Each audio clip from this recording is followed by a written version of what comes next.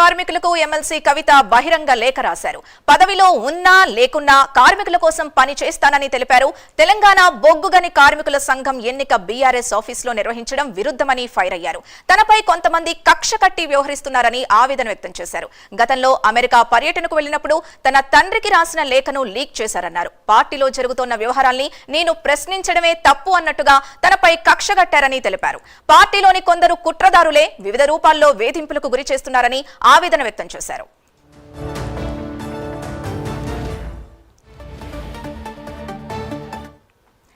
Right, ఇక ఇదే అంశానికి సంబంధించి పూర్తి డీటెయిల్స్ మా ప్రతినిధి చందు అందిస్తారు. చందు,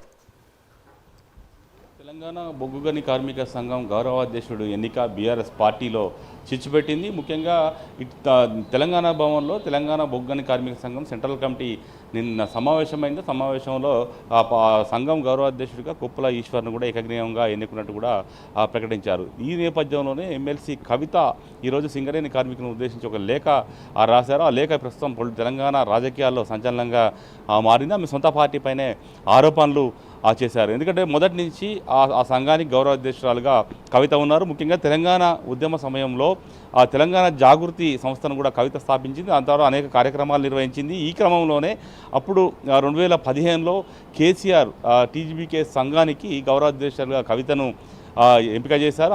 ఎన్నికయ్యారు కూడా. అప్పటి నుంచి ఆమె కొనసాగుతూ వస్తుంది. సింగరేణిలో అనేక కార్యక్రమాలు నిర్వహించింది. ముఖ్యంగా సింగరేణి కార్మికుల సమస్యల పరిష్కారానికి కూడా అప్పటి బీఆర్ఎస్ ప్రభుత్వంతో తన తండ్రి కేసీఆర్తో మాట్లాడి కూడా సమస్యల పరిష్కారానికి కృషి చేసింది.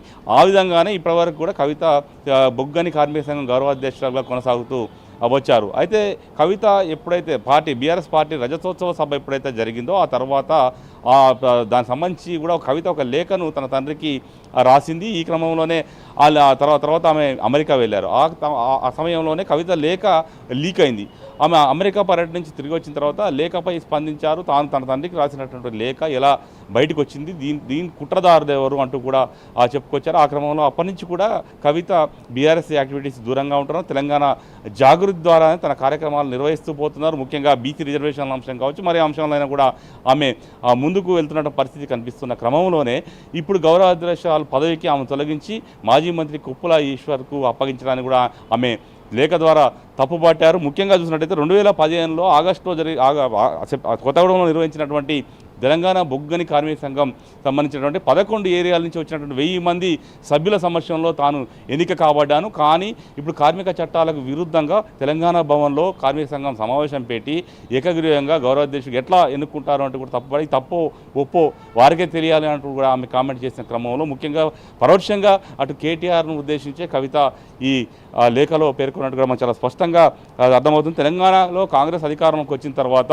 ఏదైతే సింగరేణి కార్మికుల సంక్షేమం కోసం తాను పాటుపడుతుంటే కుట్రలకు పాల్పడుతున్నారు తనపై అంటూ కూడా చెప్తున్నారు. అదేవిధంగా ఇలాంటి కుట్రలతో తనకు వ్యక్తిగతంగా వచ్చినటువంటి నష్టం ఏమీ లేకపోయినా కార్మికుల ఐక్యతకు దెబ్బతీసేటువంటి కుట్ర అయితే జరుగుతుంది అంటూ కూడా ఆమె అందులో చెప్పారు. ముఖ్యంగా బీఆర్ఎస్లో కొన్నాళ్ళుగా జరుగుతున్న పరిణామాలు ఏవైతే ఉన్నా అవన్నీ కూడా గమనిస్తూనే ఉన్నాం. ముఖ్యంగా రాజకీయ కుట్రలో భాగంగానే తనను అధ్యక్ష పదవి నుంచి తొలగించారనేటువంటి విషయాన్ని కూడా పరోక్షంగా ఆమె వెల్లడించినట్టుగా కూడా మనకు చాలా స్పష్టంగా తెలుస్తోంది. ముఖ్యంగా చూసినట్టయితే పార్టీలో లేఖ ఏదైతే లీక్ చేశారో ఆ లేఖను ఎవరు లీక్ చేశారని ప్రశ్నించినందుకే తనపై కుట్ర చేస్తున్నారు, కావాలని చేస్తున్నారు, తనను పార్టీ నుంచి ఒక వెళ్ళగొట్టేటువంటి ప్రక్రియను చేస్తున్నారంటూ కూడా ఆమె లేఖలో పేర్కొన్న పరిస్థితి చాలా స్పష్టంగా కనిపిస్తోంది. ముఖ్యంగా చూసినట్టయితే కుట్ర ద్వారా తను వివిధ రూపాల్లో కూడా వేధిస్తున్నారు అంటూ కూడా ఆమె ఆవేదన లేఖ ద్వారా వ్యక్తం చేశారు. దీన్ని బట్టి చాలా స్పష్టంగా అయితే అర్థమవుతుంది కవితకు బీఆర్ఎస్ పార్టీకి మధ్య గ్యాప్ పూర్తి స్థాయిలో వచ్చేసినట్టుగా చాలా స్పష్టంగా మనకు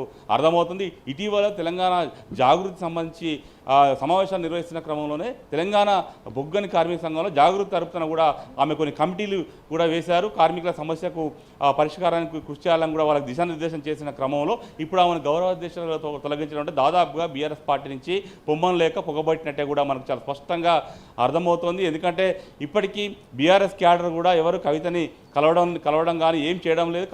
ఓన్లీ జాగృతి సంబంధించినటువంటి కార్యకర్తలు మాత్రమే కవితను కలుస్తున్నారు. జాగృతి కార్యక్రమాల్లో జాగృతి కార్యకర్తలు మాత్రమే తిరుగుతున్నారు, వాళ్ళే ఆమె వెంట ఉంటున్నారు తప్ప బీఆర్ఎస్ పార్టీకి సంబంధించిన ఏ ఒక్క నేత కూడా కవిత ఇంటికి కానీ ఆమె నివాసానికి కానీ ఆమె కార్యక్రమాలకు కానీ వెళ్ళడం లేదు. దీన్ని బట్టి పార్టీ ఖచ్చితంగా ఒక ఆదేశాలు అయితే ఇచ్చినట్టుగా తెలుస్తుంది. ఎవరు కూడా జాగృతి కార్యక్రమాలకు వెళ్ళొద్దు అనే దిశానిర్దేశం చేసి ఉన్నారు కాబట్టే ఆమె కార్యక్రమాలకు ఎవరు హాజరవడం లేదు. ఈ క్రమంలోనే టీజీబీకేఎస్ గౌరవాధ్యక్షుల పదవి నుంచి కూడా తొలగించినట్టుగా కూడా మనకు స్పష్టంగా అర్థమవుతుంది.